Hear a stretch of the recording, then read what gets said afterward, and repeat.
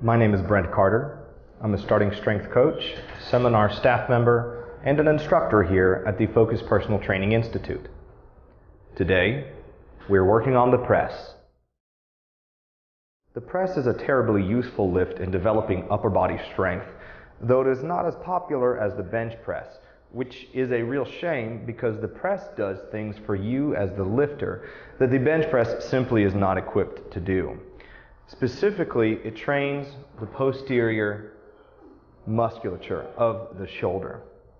Now, that being said, the bench press is still a useful, very useful tool in developing upper body strength because it teaches you how to press against something that is heavy in a stable, flat, supported environment.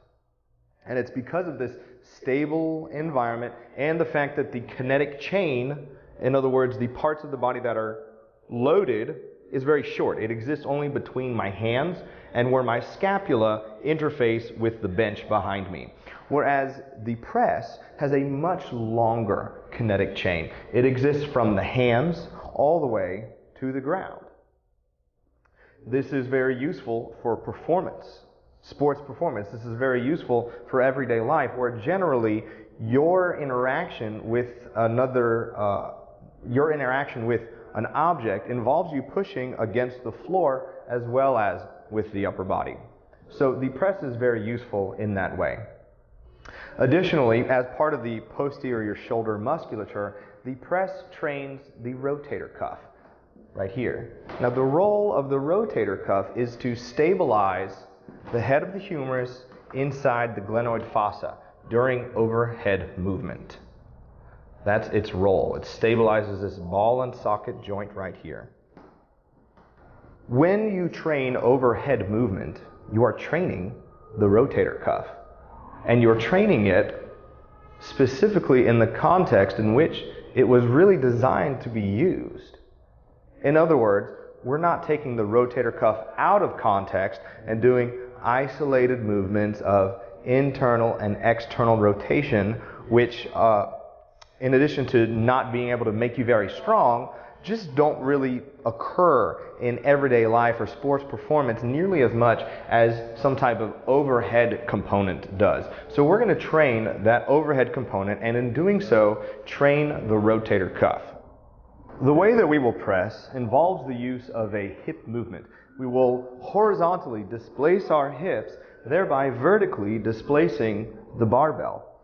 This allows us, number one, to get the head out of the way of the barbell so that the barbell can move in a straight vertical line directly over the middle of the foot. Additionally, it requires more muscle mass than just a strict or military press. By using more muscle mass, this will allow us to lift heavier weights and thus get stronger. This method of pressing involves the use of a shrug at the top of the movement, or active shoulders. We do this so that the scapula elevates and upwardly rotates. And by upwardly rotating, you can see that this socket right here starts to point upwards. The purpose of that, as we've discussed in previous videos, is to avoid impingement. If you press correctly, if you press this way, it is not possible to develop impingement. Nice. One of the key components to this method of pressing is timing, and this is where the use of a starting strength coach can greatly facilitate the learning of this movement. So we're going to take a look at a few of the most common errors and mistakes that are made within this method of pressing specific to the use of the hips. This lifter is moving her hips forward and leaving them forward as she performs a laid back press. This is less than ideal because we are no longer utilizing the stretch shortening cycle of moving the hips forward and back in order to put momentum into the barbell. Do this. Put your hands on your hips. Bounce your hips forward and back. That's it. Feel the weight get onto your toes and immediately pull it back. Squeeze your quads tight, toes and then back. There you go. Bounce, after the bounce, press.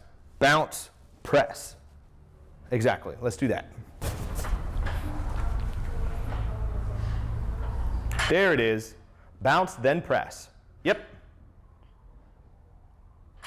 Toes, then midfoot. Very good. Racket. Now this lifter is allowing her knees to bend, thus incorporating her quads into this lift. This is no longer a press because the knees are bending like that. This has now become a push press, which is an entirely different exercise. This set, squeeze your quads really hard so that your knees don't unlock. In addition, turn your toes out a little bit more. Turning your toes out will make it harder for you to bend your knees. Okay. Let's give that a shot. Good. Toes out a little more than that. Good. Squeeze the quads. Go. Good. Good. Reach the hips further. There it is. Here the lifter is moving her hips back first in a misguided attempt to generate more hip movement. This is not ideal because, number one, it puts slack in the hip flexors, which is specifically what we are using as part of this rebound off of the hip movement. Number two, by leaning forward, you're generating an additional moment arm that need not be there, and that would not be there if you started from a position of standing up straight.